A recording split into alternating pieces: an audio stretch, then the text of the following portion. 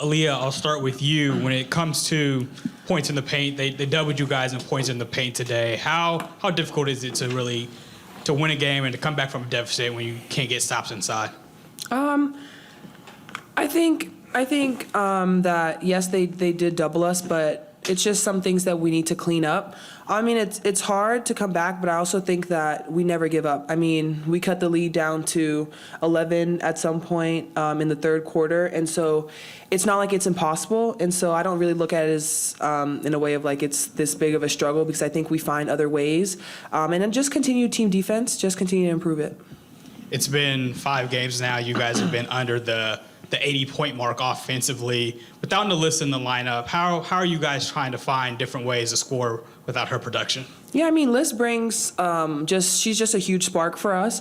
But I think everyone has stepped up. Everyone that's came into the game has stepped up. Whether that's Emma, that's Maya, that's V coming in, that's Tori. I mean, everyone, they just find their way. And so, I mean, Liz is down, but I think we've just done a great job of continuing to play together and finding who should be taking the shots.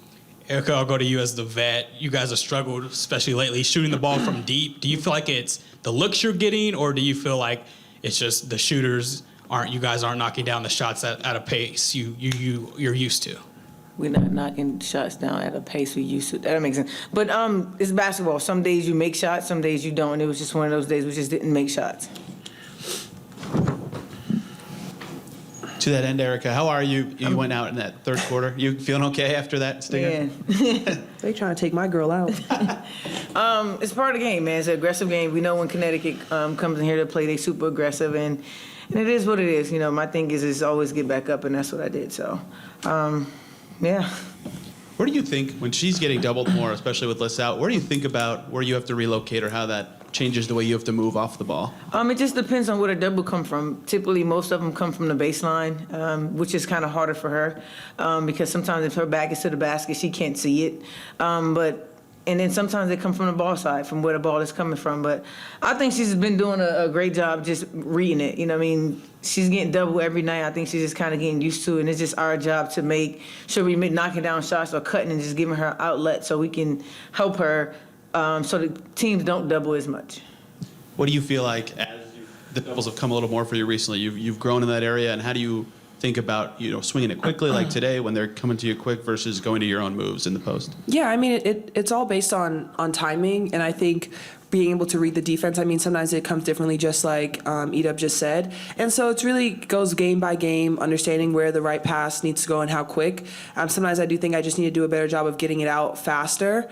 But, I mean, I'm working on it each game, but, hey. She's a rookie that's get double. That's respect. You know what I mean? Like, that. I don't think that's ever happened. It's her first year and she's getting doubled. So it's just a sign of respect. And she's doing a great job. Aliyah, what's the challenge of going against someone like Alyssa Thomas who can do everything, it feels like? Yeah, I mean, Alyssa Thomas has just been doing a great job playing, especially recently. And, I mean, it's always fun just because, she's going to compete for 40 minutes. And so to be able to just guard her for a little bit tonight, it was pretty cool. Christie, they doubled you guys in the points in the paint. They had 40. You guys had 20. Do you feel like there's a problem with just keeping teams out of the paint right now for you guys, or is it just something specific with the Sun? Yeah, no, we didn't execute any of our defensive schemes. We're not getting out. People are nailing threes on us. Like, I think we lead the league in threes against us. We don't get out and contest hard, high hands. We let people turn the corner, get downhill on us. Got to keep them in front, so they're getting feet in the paint. They're finishing at the rim, or they're getting fouled. Just got to do a better job of in our individual scheme defense, and then also having more pride in your individual defense, keeping your man in front. You talked about the three-point shot for Connecticut. There's a big disparity in that tonight. Do you feel like for your offense, you guys are generating the right looks from outside? I think we're getting great looks and we're not knocking shots down. And we've got to figure out how and who can get out there and make shots. And we spend hours in the gym with coaches working on swing shooting and different opportunities that you can get off dribble penetration and kicks. And we've got to make those shots around the rim, and we've got to make the shots that are coming to us in from the second and third side that are wide open threes. We're just not knocking those shots down. Liz has been your second leading scorer in these last 4 or 5 games. You guys have struggled to reach 80 points without her. What can you do going forward for however much longer she's out to try to replace her scoring production? Yeah, we got to take care of the ball. We're losing opportunities scoring. I mean, we've got 19 turnovers. That's 19 opportunities we're not getting a chance to put the ball in the hole. And that, I mean, we can't, our goal is 12 turnovers. Like, this is happening, like, for the scouting report for this game was in huge red writing, take care of the basketball. Take care of the basketball. We're kicking it off our foot at times. Like, people aren't doing things to turn us over. We're just not taking care of the basketball. Remember in training camp, a lot of your talk about your defense was being really aggressive on that side of the ball, and I felt like that was there in the third quarter of this game. But what does that take to do for a full game? And do you feel like you've had that aggression enough recently? Yeah, well, that's what I talked to the players about. Like, we've got to get some consistency. Like, if you want to beat good teams, like, you can't play and be like, have some really good highs and then some, like, we just dip off and have major lows. Like, I don't think we scored from the end of the third quarter with 2 minutes to go until like the 5-minute mark. I think we had 2 points. We cut it to 11. Emma Cannon hit a layup, a high-low action from AB, cut it to 11, and we gave up. We had 3 turnovers in 2 minutes and 12 seconds. We put them on the free throw line 6 times. They had 6 free throws. You just can't do that. Like, when things are going well, I mean, they had 31 points in the first quarter, and we held them to 32 in the whole second half.